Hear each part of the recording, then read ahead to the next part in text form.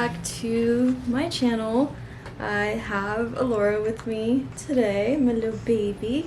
She is almost 2 months and I am going to be telling my birth story today in more detail because I know the last video I posted was a kind of like a birth vlog of the videos that we were able to take when we were at the hospital. But today I'm gonna go more in depth about my birth experience, which went by really fast, and I did not hi baby, I did not take any like detailed notes. I took some notes just to make sure I don't get the dates wrong, and I kind of like in my head went over what happened. It was a very unplanned experience, so it wasn't horrible because I had my baby, and obviously that was very rewarding, but just the unplanned part of it wasn't as pleasant as I expected, which is fine. I mean, nothing's ever perfect, and even if you plan something to the T, it won't come out the way you expect it. So yeah, so I'm gonna go ahead and start telling my story. So we were expected to have her on September 3rd. That was her expected due date, but unfortunately she didn't come on September 3rd, and I had a doctor's appointment on September 5th. Me and my husband, we both attended that doctor's appointment. We went in hopeful that I would be dilated. Unfortunately, that day I was told that I was only half a centimeter dilated, so nothing close to 9 centimeters. So then they took my blood pressure, all the fun stuff, your weight, blah blah blah, and they monitored the baby on a monitor that they had for like 20 minutes to make sure that she was okay. She was fine, but unfortunately my blood pressure was elevated more than normal. So they told my OB was a bit concerned, so he told me to go into the L&D to see what they would decide, whether they wanted to keep me or send me home.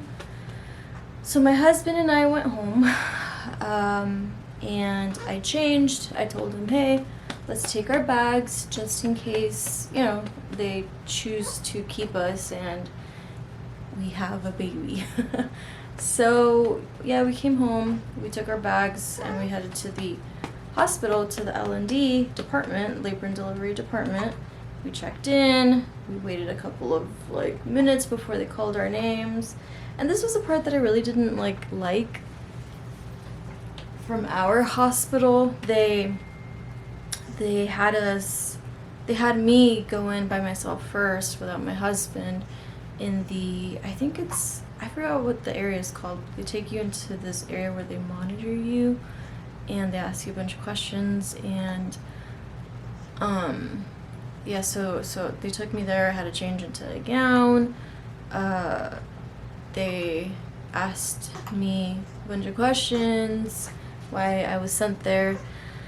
Point is, so that's where they made the decision to keep me and to admit me into the labor and delivery unit because they were concerned about my elevated blood pressure, and they ended up admitting me with preeclampsia, which is pretty much high blood pressure during your pregnancy. But in my case, I had the high blood pressure at the end of my pregnancy, which is interesting because throughout my entire pregnancy my blood pressure was never super elevated, but it was like borderline, like it was almost there but not quite, but towards the end it decided to be up there. So we were admitted on September 5th, and they took us into a room. My husband went to go get the bags from our car because we didn't know how long we would be there. So we were there first night. Everything was just we were just waiting. They told us that they were gonna induce my labor, and you guys know what that means. That they ended up giving me Pitocin. They put me on Pitocin, and that was supposed to, you know, induce your labor pretty much. And yeah, so we were there first night and really experienced many contractions until the second day. Towards the morning was when I started to feel. Okay, so baby's fussing in the background, but she's fine. I fed her.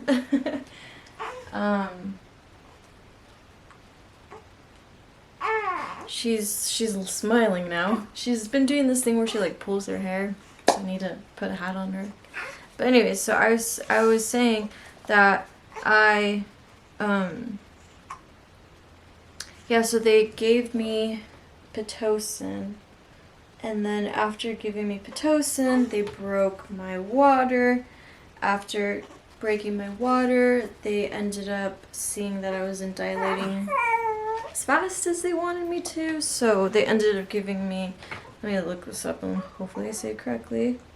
It's called Cervidil. So it wasn't that fun, but before the Cervidil, they ended up putting my epidural in and then putting in the Cervidil. So Cervidil is like this pill that they insert inside of your cervix to help dilate you. So they ended up doing that, and that was all before the 7th.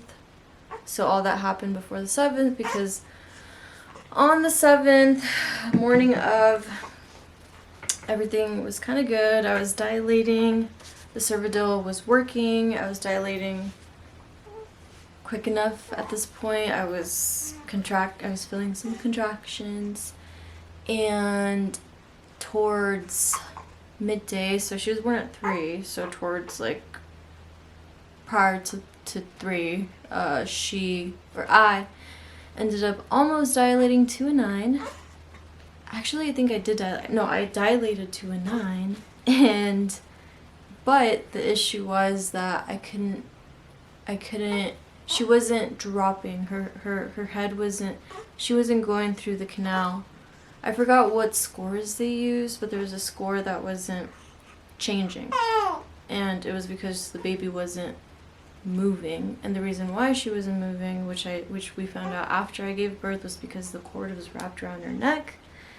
And the reason why I had to have an emergency C-section was because the baby's heart rate was dropping. So let me pick her up. So on the 7th, I ended up having an emergency C-section where I was not mentally prepared for it at all, because I did not even prepare or look into C-sections and how to prepare my body for a C-section, how to prepare coming home after a C-section. So it was totally unplanned. Everything that I had prepped at home was for a vaginal delivery, but it's okay. I mean, it happened, and it had to happen because the baby and her heart rate was dropping. So yeah, so they prepped me for the C-section. At that point, I had my epidural already. They ended up putting in a catheter, which was super uncomfortable, by the way. I really did not like having that. And then yeah, I had my C-section. I was taken into the room. They put IV lines on you. They put 2 of them, I believe. And that was an unpleasant experience as well, because they could not, I got poked so many times because they could not find my vein. But they ended up figuring it out, and they took me into the room. My husband took all of our belongings with him, and they took me to the operating room. My husband was still not with me, so they prepped me in the operating room. They took away my necklaces, my rings, And yeah, it all happened really fast. It was, I don't know how I feel about I don't know if I'm ready to talk about it because I think about it, and it wasn't what I expected. A lot of people say that they don't feel anything, that they just feel pressure, and I feel like I felt a lot of pressure, more than, I don't know. It wasn't pleasant for me. I've seen now that I went through it, I've seen some videos, and some women talk about it as they didn't really feel much, just pressure. But I don't know, there was moments where I feel like I felt some pain along with the pressure, and I ended up getting the shakes, really bad shakes, and I was a bit nervous, and I tried to relax, but it was really hard to relax. And my husband didn't record because, I mean, it's fine. He was trying to focus on me because it was all very unplanned, and he had to go through it with me because he was sitting right there and he saw everything. But we did have a healthy baby girl. She was almost 8 pounds, so she was a big girl. And sadly enough, I wasn't able to see her as soon as they took her out. They were worried that she had an infection or something, so they ended up taking her to the NICU just to monitor her, but she was fine. They ended up saying that there was no need for her to go into the NICU, and that, I don't know, the infection ended up being me. I ended up getting an infection after my C-section because the baby ended up pooping inside of me, and they think it was a combination of getting my water broken and the baby pooping inside of me. Hey, it's okay. It's okay.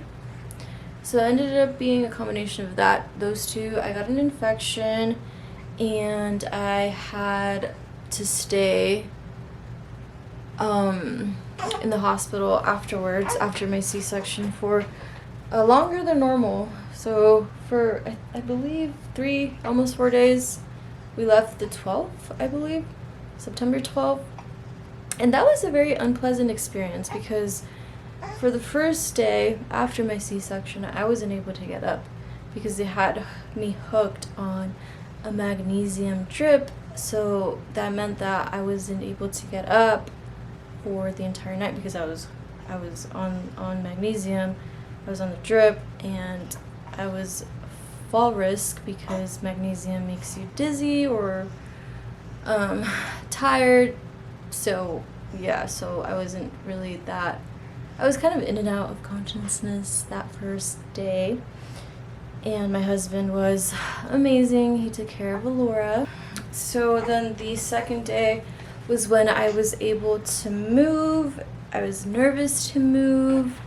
I didn't know how I was gonna feel. It was a little scary, but I did it. I walked inside my room, and I think it wasn't until the third day that I started walking outside the room. Okay, so we were actually there for, we were there till the 12th. We didn't come home till the Tuesday. So she was born on the 7th. Oh, so we were there for like almost 5 days actually. But we were there for a long time because I was recovering from my C-section, my fever, my infection, all of that. And and the doctors, they were being cautious. They wanted me to be good enough to go home. So I told you guys I was on the magnesium, and then they put me on antibiotics, a lot of antibiotics. Up until the very last day that I was there, I was on antibiotics. The morning of was when they took them off, and they decided that they were going to send me home with pills, antibiotic pills, which was I was so thankful for, because I was so ready to go home after that 5th day. And I was so over the hospital food. I was so over that room. I was so over that bed, the hospital bed, because they're not comfy. They're not comfy at all. I was so over not having enough pajamas, because I did not pack enough pajamas for 5 days. And yeah, I got emotional that last day, because I was finally going home with my baby after all of that. And it's pretty much my story in a nutshell. So baby went past her due date. I got admitted to the L&D because of preeclampsia. My labor was induced. I had an emergency C-section. After the C-section, because of baby, because of my infection, I ended up getting a fever. I ended up being on antibiotics. The fever was not the most pleasant experience to have. And I went home after that. But yeah, I feel like I would honestly, I would have done it 1,000 times to be a mom to this baby, because I love her. Literally, I love her so much. Being her mom is the best thing that could have ever happened to me. I love her, and I'm glad that, I was able to get her out healthy and safe. And I do thank the hospital staff because of that. Yeah, so that is literally my story. And I feel like, I don't know if I was ready to talk about it. I don't think I'll ever want to think back to it, because I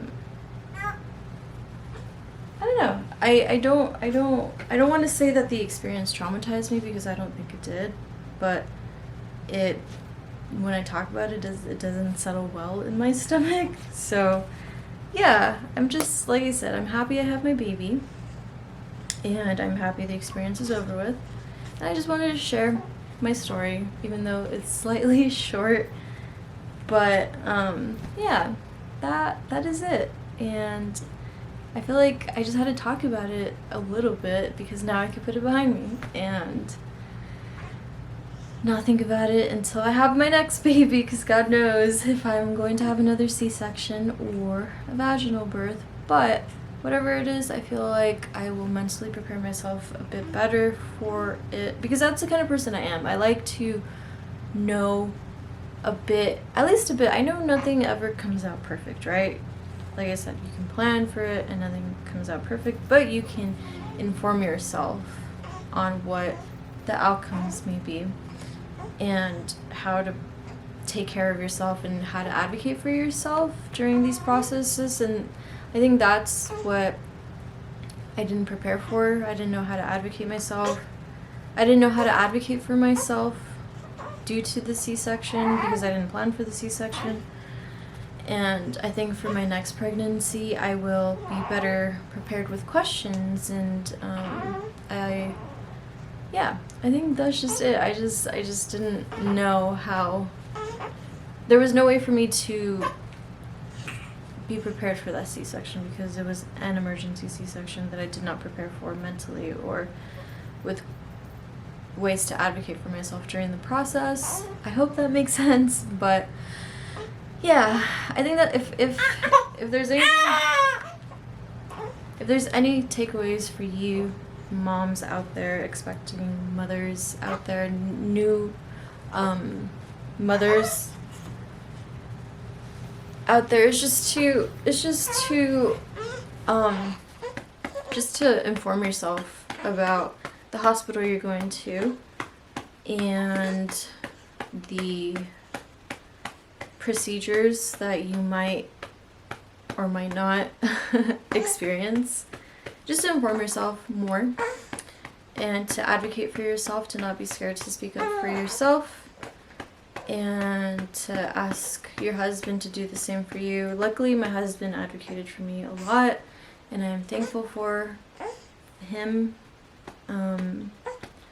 But yeah, I think that is it for this video, and thank you so much for watching, and I look forward to making more videos, more mom content. I don't know, we'll see what kind of videos I make, but I do want to post a video, like a day in my life as a new mom kind of video.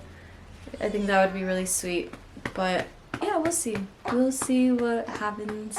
But yeah, like I said, thank you so much for watching, and thank you for putting up with me through telling my story. I really appreciate it. But yeah, until the next one, bye, and bye from baby.